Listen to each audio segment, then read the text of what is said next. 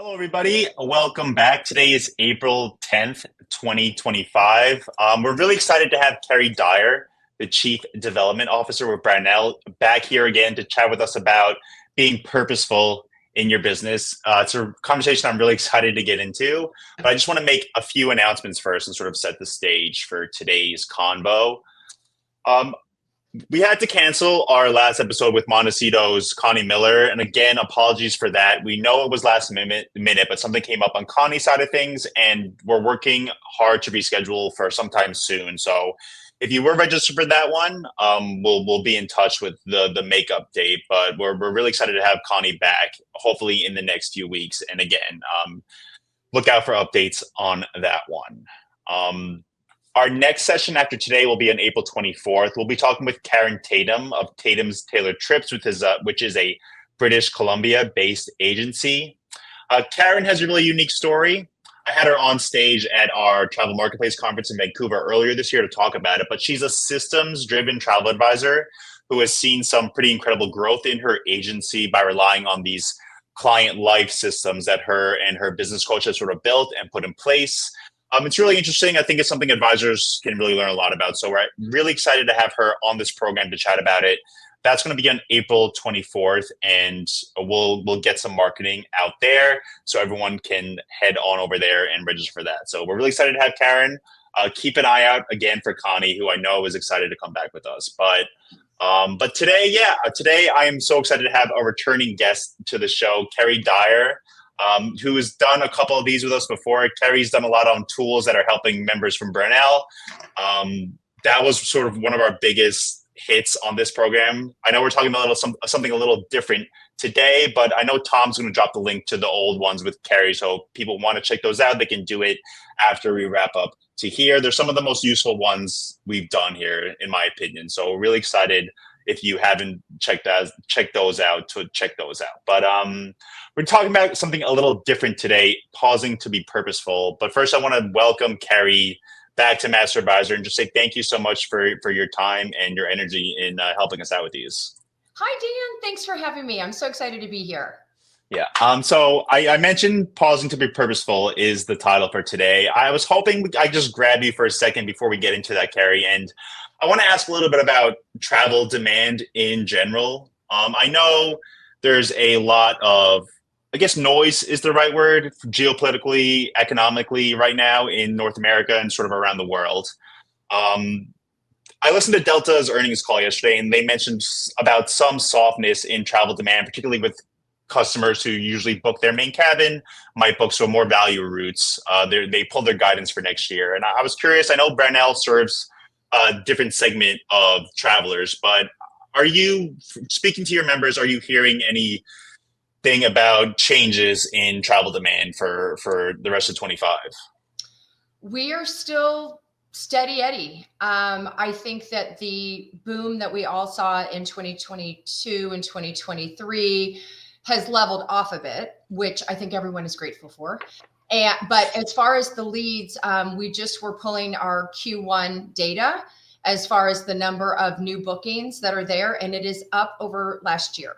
So I think it'll show in the numbers when we see the trips that people are booking, but exactly what you said about Delta, that it's the main cabin that is seeing the pinch. It's not the first class, business class. And I think it's the same in our industry. Those people who value luxury travel, who will invest in using a travel advisor to be the steward of how they're spending their money, certainly there are going to be bumps when there are economic uncertainties, but it's not going to, have them panic and just stop traveling. They may be more thoughtful, they may be more intentional, but they're still going to go and they're still going to do. And we've seen that, starting with the recession in 2008. Yeah. Was it great? No. But was it devastating? No. What really was devastating was something like a COVID where you just can't travel. So I agree that no, things are still steady. Does it mean we can be frivolous and go out and buy a lake house? Probably not.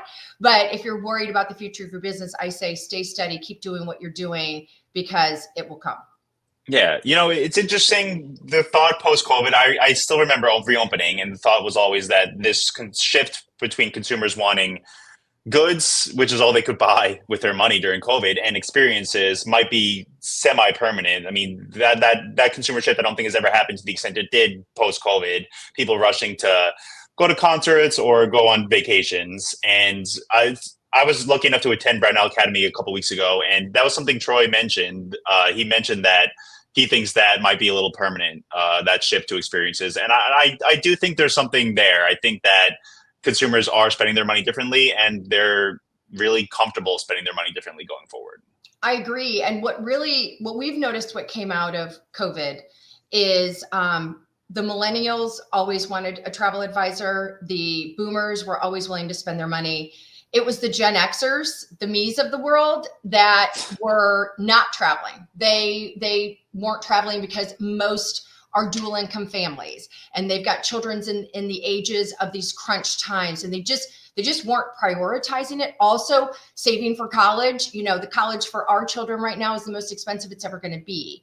And so when you think about the pent up demand from COVID, certainly that was there. But I think what changed and what is permanent is that those Gen Xers are like, okay, wake up call. We really need to invest in this. And we really need to make the time. So I think we're at a point when every generation is excited about it and buying into it. And it's a great sign for all of us in this industry. Yeah. And it is funny. The Gen X sometimes gets overlooked because people talk about the boomers going into retirement, having all this money to spend. They talk about sort of the millennial changing ways they're interacting with services and with travel advisors, things like that. So I think you're the first one to spotlight Gen X and sort of the changing consumer sentiment around that population. So I'm glad we sort of checked that off. And that's the whole theme of Gen X. We're the middle children. We're always overlooked in everything. And I think that that's okay. But it's a important change from COVID. All right. Well, that's really nice to hear, and I'm interested in sort of monitoring this the rest of the year, because I do think things are changing pretty obviously, and I do wonder how this industry is going to react and how that consumer behavior continues to shift. So really nice to have your opinion on that. But I know we're speaking today about pausing to be purposeful, and this is something that you presented to me as something you were really passionate about speaking about. I was hoping you could sort of intro us into this topic. What exactly does pausing to purposeful mean in sort of the context of our business? Yes. So it's funny because this is a topic that I've spoken to or about several times over the years. And it's one of those things that I'm like, is it old? Is it stale? And you know what? It's not. Going back to that idea of, the only thing constant in life is change.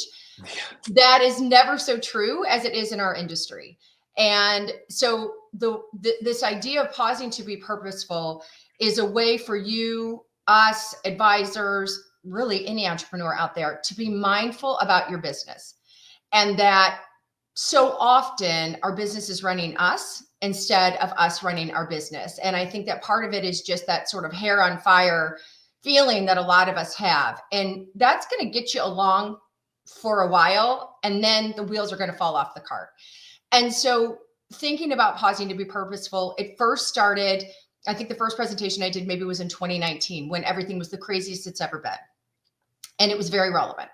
And then it was probably 2021 of it's COVID and what does my business look like? Well, let's take a pause and let's think about it.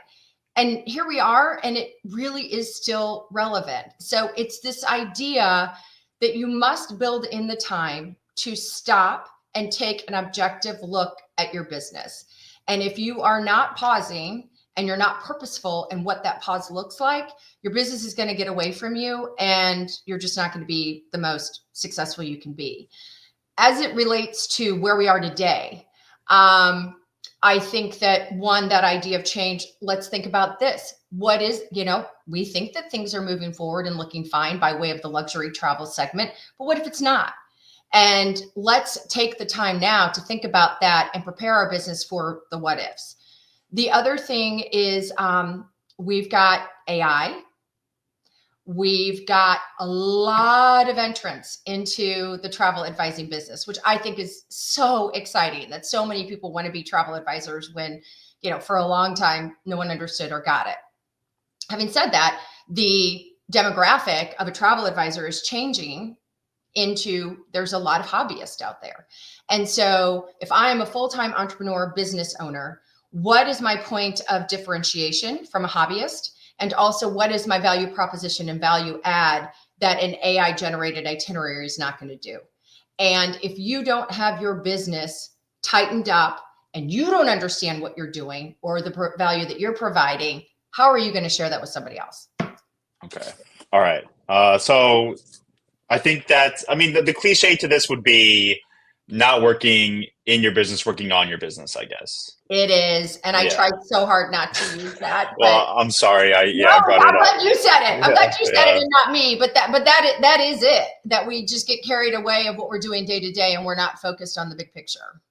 So something you mentioned, you said build in the time to stop and take an objective look at your business. For me who like for the advisors I speak to in the conversations I had, the word that sticks out to me there is objective. That seems to be something that would be difficult to do, particularly because you're inside your business Yeah, throughout almost all your time is spent dealing with your business. So I imagine being objective will be difficult. you're right. And I think that there's a objective side to it and there's a subjective side to it. And so when I talk about pausing and taking a look at your business, I refer to the hard data and the soft data. And the hard data are the reports. Those are the numbers. And that's easy to pull. And that is objective, because if you're looking at where your revenue is this year over last year, where your sales are this year over last year, if you're looking at your margins, that is something that I'm extremely passionate about. There are so many of us who do this and may have huge sales.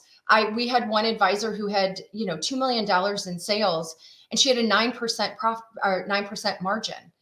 You should never have under a 10% margin. You should have between 12 and 15 at minimum.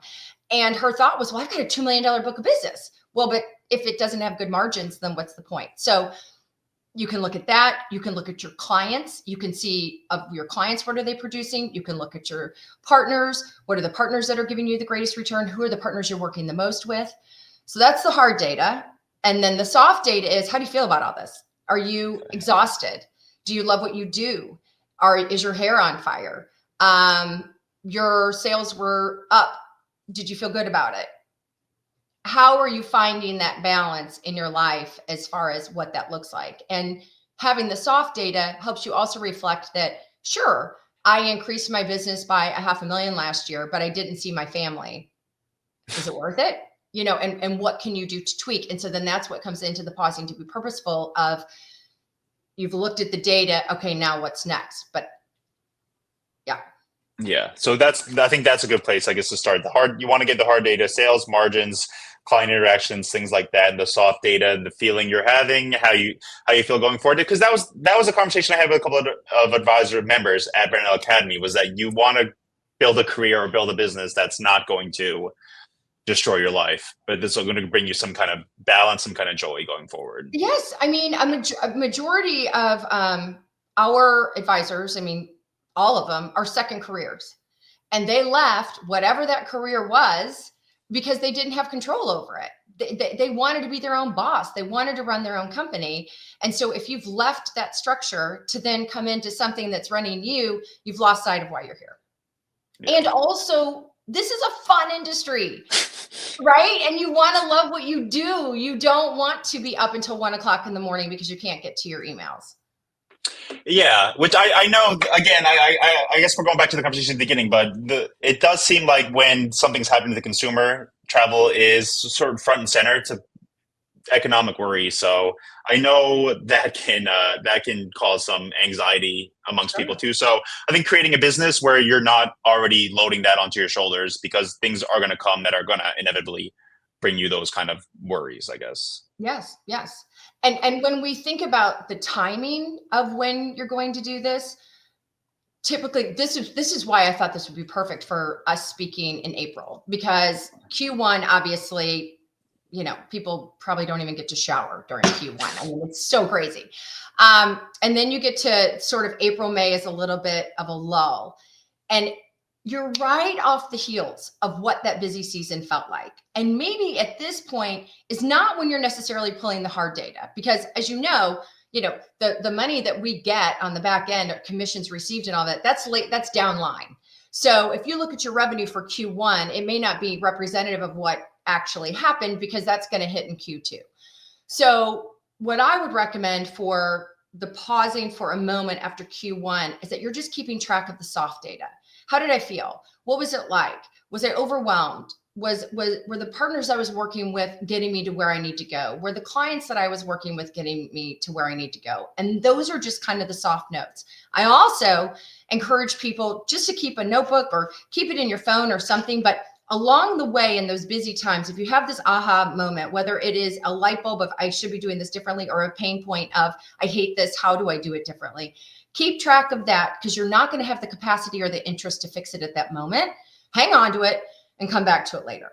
Then as far as the really pausing and looking at the hard data and reflecting on the soft data, typically Q4 is the time to do that because November seems to be a little bit softer in general. And that's when you're going to set your plan for the year ahead. Okay.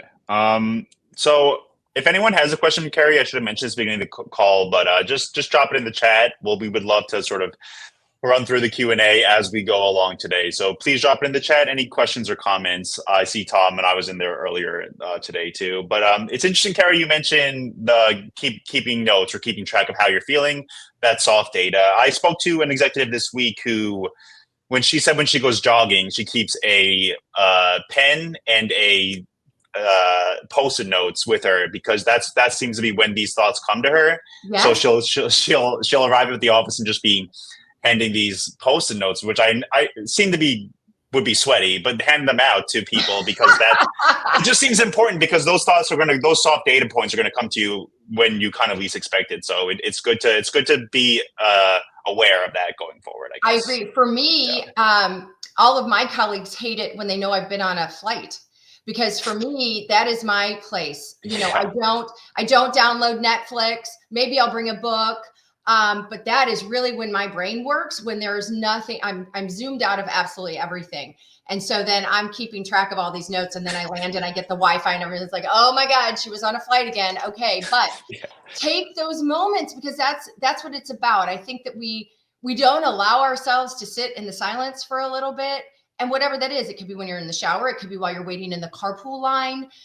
Who knows what it is, but it is giving yourself that space, headspace to think about those things.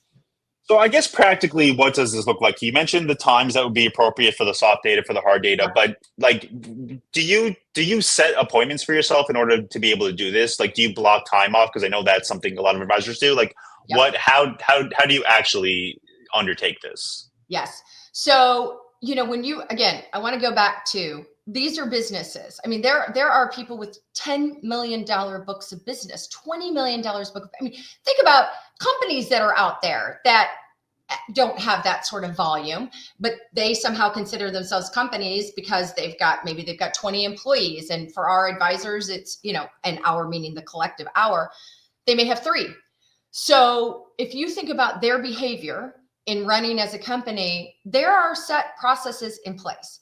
So for for Brownell, our leadership team meets quarterly, and then we have an annual planning meeting. Now, what I would advise, sometimes that's kind of a lot, but when we think about this pausing to be purposeful and that fall time and that springtime, I say block off half a day. Okay. And you are out of the office. And for those of you who've heard this before, I'm sorry that it's a repeat, but you probably need a reminder because I promise you're not doing it. You want to take 4 hours, whatever that is. If you're a morning person, you got to know when your brain works. For me, my brain works in the morning. For Margaret, my colleague, her brain works in the afternoon, whatever that looks like for you. You're going to put that on the calendar with enough time that you're going to have an out of office. You are not going to be interacting with clients. You're not going to be answering your text. You're going to have something, a backup for your children, for your dog, for your partner, for whomever. You are really out of the office. And it is important that you go to a different destination.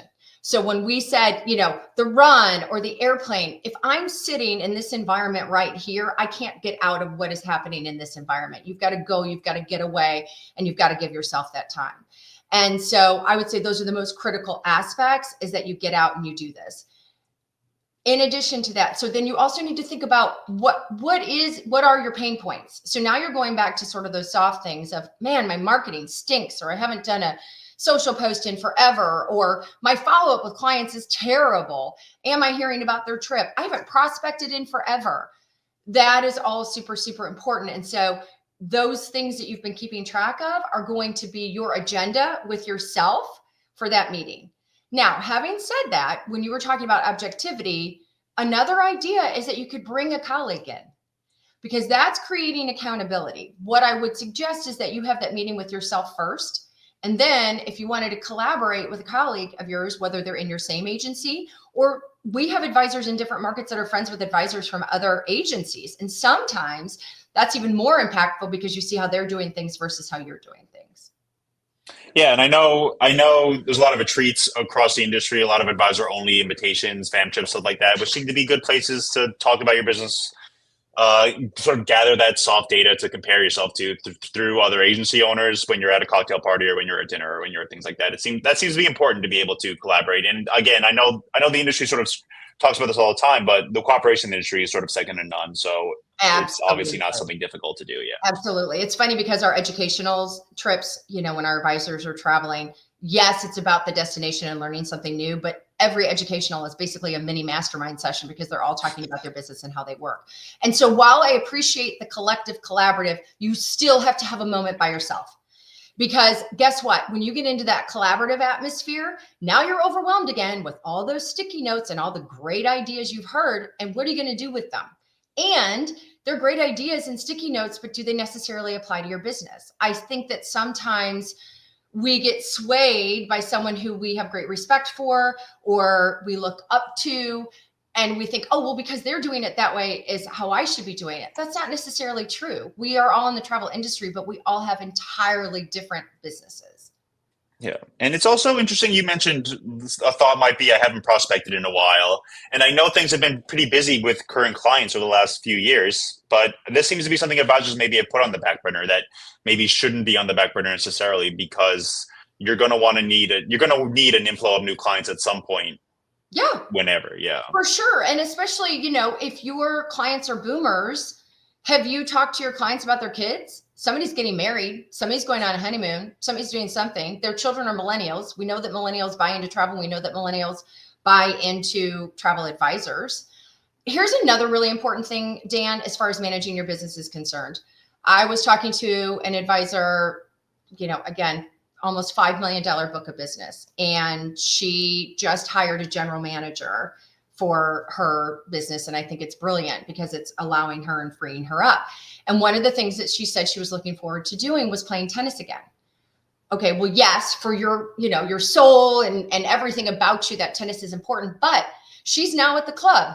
She's playing tennis. She's talking travel. We tend to think that playing tennis or playing golf or whatever it is that is your thing is a selfish endeavor. Guess what? You're networking the entire time that you're there. So go and do. We have the neatest industry in the world to talk about. Anybody wants to ask you about what you do. It's easy, and it will probably lead to new prospects and new leads.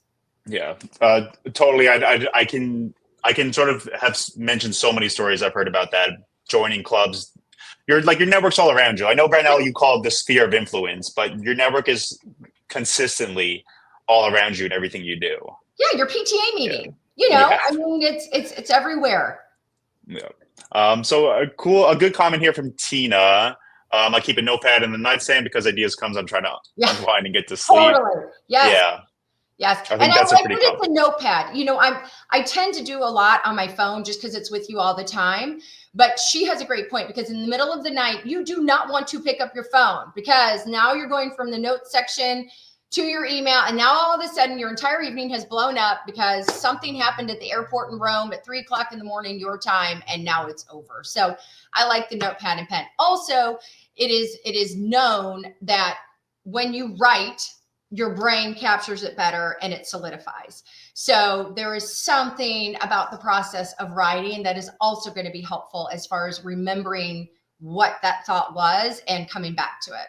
Yeah. And then we have a question from Kira on here, and I'm not sure if this is something, this might be unique to businesses, but He just wants to know about tracking margins because I know that is something you mentioned is pretty important. Yep. The most simple way to do it is to take your revenue number and divide it by your sales number. And that is going to give you what your margin is. So it's a super, super simple exercise. And like I said, you never, ever want to have below 10%. And sort of that sweet spot that people feel comfortable in is probably 14 to 15. But I mean, there are people who have 20% margins. And just one note on that, the best way to get high margins is by charging fees, because that just drops straight to your bottom line. So just a little pitch again for fees. Yeah, I know I've spoken a lot about fees, a lot about on this program the last 5 years or so, and I wonder what the reluctance is still with fees. I know it does seem like the industry it's been widely adopted in the industry. If you're new to the business, you're all on board. It's the legacy advisors who are, well, I never charged them before, and how do I bring that up with my client? And it's that idea that the whole world has changed, and those clients that you've had for a long time saw your devastation of COVID.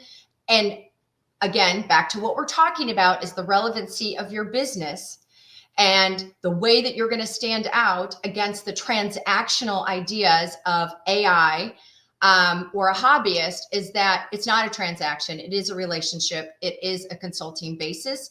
They're going to understand that you have a legitimate business and your business model should have evolved after the devastation that we've had. And it's fair to introduce that. And I promise you that your clients will get on board. Now, if you've got onesies and twosies that you're never going to do that to, that's fine. I mean, it's at your discretion, as long as you're comfortable with the overall principle of it.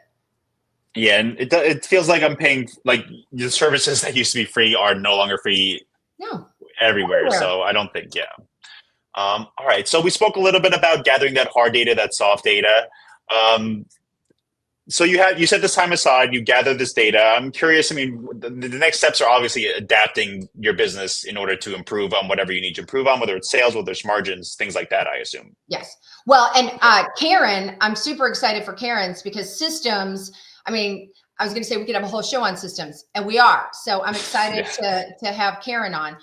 But really, it goes back to the idea of you being in control of your business instead of your business being in control of you. And so the systems are critical to that. We actually just right before this call, we had a call within Brownell, and it was all of our advisors, and it was brainstorming on the idea of AI, because it just feels so overwhelming. And the bottom line was, when you break it into bits and pieces, it's not. You just have to start somewhere. And that's true for anything. Start somewhere with marketing. Start somewhere with, do you need a staff member? Do you need to, hire out for a lot of the administrative tasks that you're doing? So I think that one, you must identify, again, the pain points. What is it that is making you crazy? What is it that is making you chase your tail? What is it that is making your business feel upside down? And if you can really give thought to that and identify it, then you've got to figure out the so what of that. And that's why I say you need a good 4-hour chunk. I may even say you need a good day.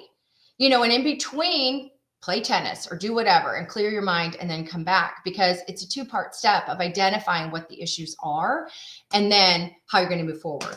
Also, you may not have that solve in that minute. There's something when we're talking about our goals, we have been really good about having milestones, because if you've got this huge goal, how are you going to parcel it out? And so if you've got this goal of, I'm going to use AI, really? Okay, well, what does that look like? Creating the milestones of, all right, I'm going to try Chat GPT. I'm going to talk to my friend about this. Blah, blah, blah, blah. Then it's easier to accomplish it. Also, do not put too many things on that to-do list.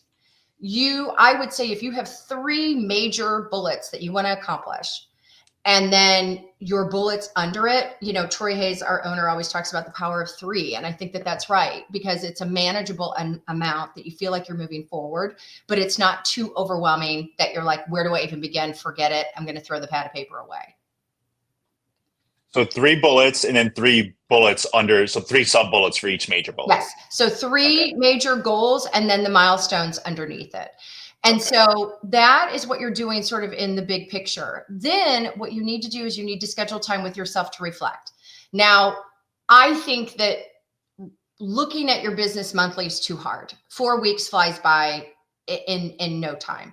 So what I would say is if you could just have like a quick snapshot of an hour that you set aside at the end of every quarter to just kind of look back and get an idea of what's going and take some notes from that, so that when you get to that annual review, you really know what you're looking at, so that you can be purposeful in what you're thinking about and how you're going to move forward. Okay. I know advisors hearing you speak about this might be worried that they're giving themselves more work. They're constantly booking, like we spoke about, like they're constantly on the computer, managing clients, talking to new clients. There's so much more they could be doing as an entrepreneur. And they might be reluctant to take your advice because they don't want to give themselves more work. And I was curious if you had a response to that kind of thing. I do. Hire staff. Yes, that's the answer. And that's, again, a whole nother conversation. But just to give people a reference, we typically say between 1 and 1.5 million is when you need to outsource. You need someone who's going to help you with administrative tasks. And whatever that looks like, if it's 10 hours a week, if it's 20 hours a week, that investment is worth it. What we have found is that for any incremental amount that you are investing, so maybe it's a part-time person and you're paying them $20,000 a year. Maybe it's a full-time person and you're paying them $50,000 a year. Within 18 months, you will earn back that investment that you're paying the staff and earn that exact amount on top of it. So for example, if you have invested $50,000 in full-time staff to help you, by 18 months, you will have increased your business by $100,000 in revenue that you have paid for your staff. You may have gone and actually seen your child's play, and you have $50,000 more in revenue. Okay. So that's a huge part, but that's a whole nother thing. There was something else that came to mind. Anyway, we'll come back to it, but that's critical. Yeah. And I know advisors, I guess this is just a conversation you have to have with yourself with, this is important enough for me to have 4 hours to do this. Yes. Yeah. And I think, again, nothing in the scheme of know. things. I mean, come on. And you know what? I mean, that 4 hours could be an international flight when you're headed somewhere. I think not. Again, for me, the flights are either time to relax or time to think. So I wouldn't do it that way, but it's so important. And then what's going to happen is that when you schedule that 4 hours for yourself once a year, you're going to find that you want that twice a year. And I just want to come back to accountability as well. I really recommend that if you have a colleague, or maybe it's your partner, maybe it's your sister, I don't know what that is or who that is, but share whatever you walked away with, share that with another person that's going to keep you accountable in whatever way. And they're going to ping you and say, okay, what does this look like? You're 3 months in. Did you do it? Are you doing it? I think it's just critical because, again, the business can take you away and get you carried away, and you need to be in control of it. Yeah. Yeah. Accountability is obviously very important. And it does seem like a very important, an external force to hold you accountable is going to be a lot more valuable than maybe an internal force that you can really readily ignore if you really want to. So, because that's the other thing is that if you get someone who's going to empathize, you don't want someone who's going to commiserate. Like, oh yeah, totally. I was awful too. I didn't do it. Don't worry about it. No, you need somebody who's going to say, yes, you do need to worry about it because this is hugely important. Oh, I know what I was going to say too. Systems, back to Karen, but we're going to let her own that one. But that's another critical thing. Everyone is like, I'm too busy to get my systems in place. No, you're not. You've got, and this ties into the staff too. I want to go back to sort of that sweet spot of the fall, probably November. This is when you're doing all of this because people when they think of hiring, it's January 15th. And they're like, oh my gosh, I'm overwhelmed. I want to hire. Why? You're going to bring somebody in. You're not going to have the time to train them. They're going to be miserable. You're going to be miserable. You're going to have high turnover. It's a waste of everything. But if you are thoughtful about it and intentional, and you get this person on first, you think about what you need for this person. And then you get this person on board October, November, you have trained them so that when January 1 hits, they are going and you're operating parallel and it's all working. Same for the systems. Yeah, Karen's pitch for systems, I thought was a really smart way to put it, is that she was having difficulty overthinking. Like I think we spoke about that a little bit. And when there's a system in place, when there's steps you're going to take that are mandatory, regardless of what's happening, it makes it sort of drops that overthinking to zero because you're moving the client through the systems that are prearranged and are mandatory. Yeah. Yes, and it's rinse and repeat, Yeah, I exactly. mean, it may be a different destination, it may be a different product, but there are elements of it that are the same for every trip that you do. Yeah. So I see a lot of questions about Okay. fees in the chat. I'm not going to grab them, I don't think. But a lot of people, again, the to-do lists seem to be important things, which I know is not necessarily what we're talking about, but making lists, writing things down, like you mentioned, Kerry, seems to be really important. Yeah. Hoping And you also, could. can I just make one note too? If you are making a running list, assess it monthly, because if you end up with a notepad of 3 pages, that's overwhelming. You're never going to do it. So if you do have a running list every month, oftentimes when you have 10 things, really it's only 2 things because they fit into those categories that are your pain points. And so just assess that so that that list just doesn't get away from you, because if you're looking at 3 pages, that's a mess and that's overwhelming. And so then you kick the can. Yeah. So Nancy, we'll be with Karen in a couple weeks here. I'll see if Tom can get you the link to register. But Kerry, I know you mentioned you've been talking about this kind of thing since 2019. I'm Yeah. curious, do you have any examples you want to share or any success stories that might convince anyone who's on the fence about this? Yes, absolutely. So I think one of the, and I alluded to this earlier as far as the bringing on staff, and that tends to be the most critical thing that people do. They don't think they can afford to invest in having some sort of administrative help, or for the people who have $10 million book of business, maybe it is a full-time general manager of your business, and that's warranted. Again, if you think about other $10 million businesses and the suite of management that they have, it's pretty significant. I don't want to run you into the poorhouse. You've got to be smart about it. Unfortunately in travel, we've got pretty thin margins. We don't have 30% margins as some other industries do. So you do need to be smart about it.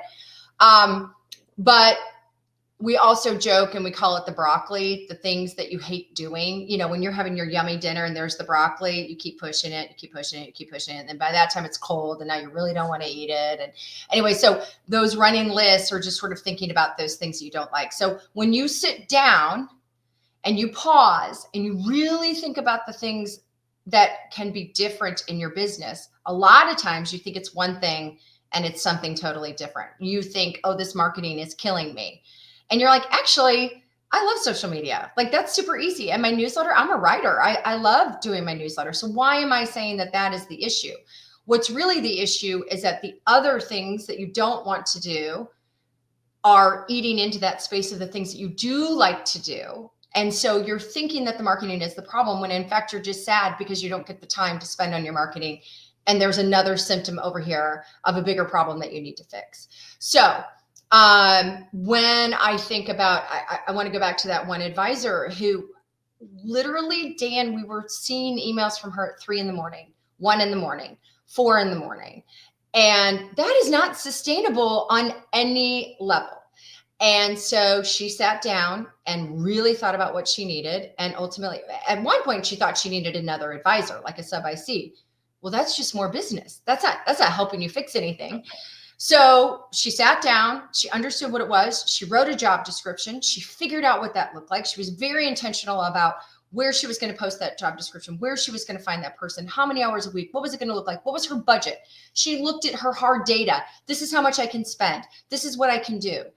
And by hiring that person, it changed her life personally and professionally. So that's just sort of one example. Another thing is we keep talking about growth, growth, growth. I want to make sure that everybody knows that growth doesn't just have to be based on revenue and sales.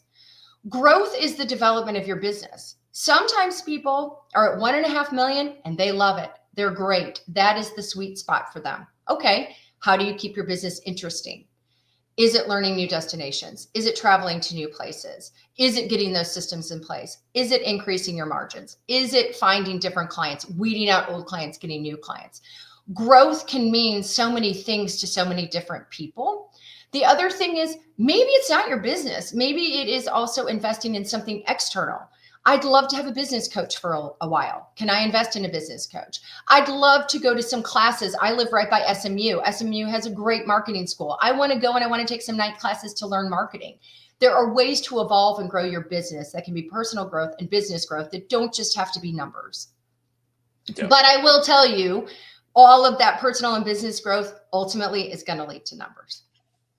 It does seem like a lot of the successful advisors I meet are doing that constantly. They're constantly getting coached, or they're constantly taking seminars or joining networking groups, things like that. Like, it seems like it's a very deliberate thing people who are successful realize has helped them to get to that point. So, well, and we all subscribe to Condé Nast and Travel and Leisure, right? That's fun. We're reading about all that. But how many of us are investing in Fast Company or Entrepreneur Inc. or, we need, and business books? There are things that we can do to help us as business owners to just continue to grow and love what we do. Yeah. So I think we're about wrapped up with this. I guess my takeaway, Kerry, is you want to set time to reflect on your business. You want to be non-negotiable with it. Yes. Don't get overwhelmed by the amount of things you might be able to do to improve your business. Focus on 3 things, and then try to keep yourself accountable.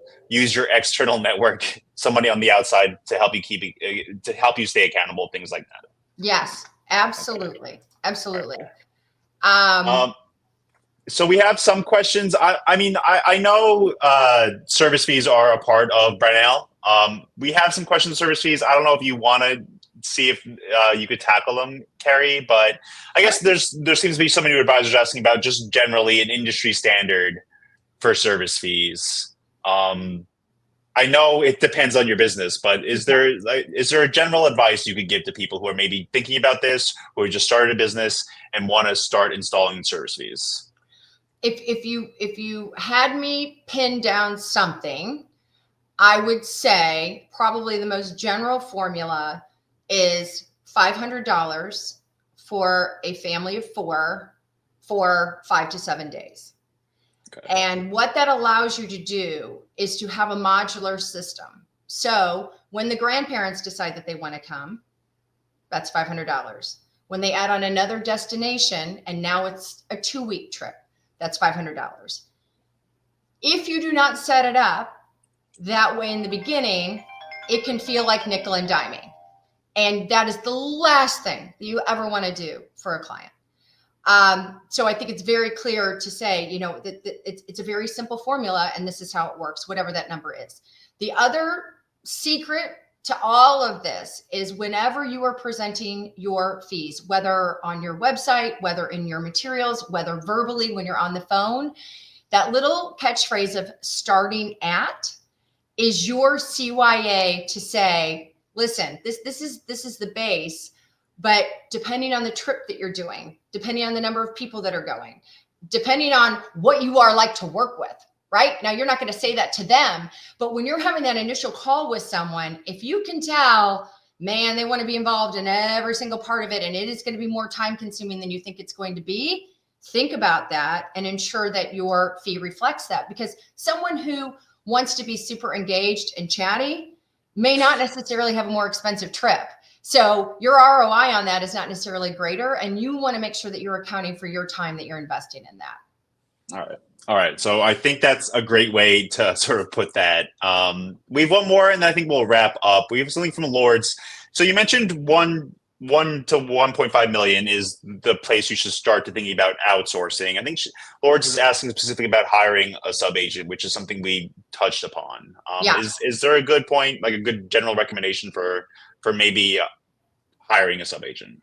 So there's 2 different categories. So when I say 1 to 1.5 million, that is an administrative staff. That's someone who's taking something off of your plate. If you are looking for a sub agent, you are looking for new business. You're looking for new leads. You're looking for sphere of influence outside of where you are. In that case, I think that is completely based on when you think the well is dry. So that could be, gosh, I need some new clients. I need whatever this is. I'm going to proactively look for a sub agent. The flip side of it is sometimes you know when you know. So you now have met this person somewhere, somehow, your son has started at a new college in a new city, and you met a mom at the fraternity thing or whatever it is. And he or she, or the mom, has a great sphere of influence in St. Louis. You live in St. Louis, and you're like, wow, this could be a great opportunity for me to grow my network and people that I know. So I think it can work both ways, when you think you need more, or when you've met that right person with that sphere of influence that is going to enhance and grow your business. All right. All right. Awesome. I want to wrap up there. I see a question from Christy. Christy will get the recording to everyone either later today or tomorrow morning. So keep an eye out for that. But Kerry, I want to thank you so much. It always is incredibly enlightening speaking with you, and really encouraging to hear your opinion on the industry moving forward. I know things are really noisy right now, but it is nice to hear sort of a calming voice in your voice, and really excited for the future. Me too. Me too. Yeah. I mean, everything is measured, and just keep on keeping on. I think we all just doubt ourselves too much, and just, you're here for a reason. You chose this job for a reason, and you've made it through a lot. So just remain confident in yourself and be bullish. All right. Thank you again, Kerry. Thank you to everyone who came today and spent some time with us. And again, if you're around in 2 weeks, we would love to see you for Karen Tatum on systems. But until then, I hope everyone stays safe, stays healthy, and we'll see everybody really soon. Thanks, Dan.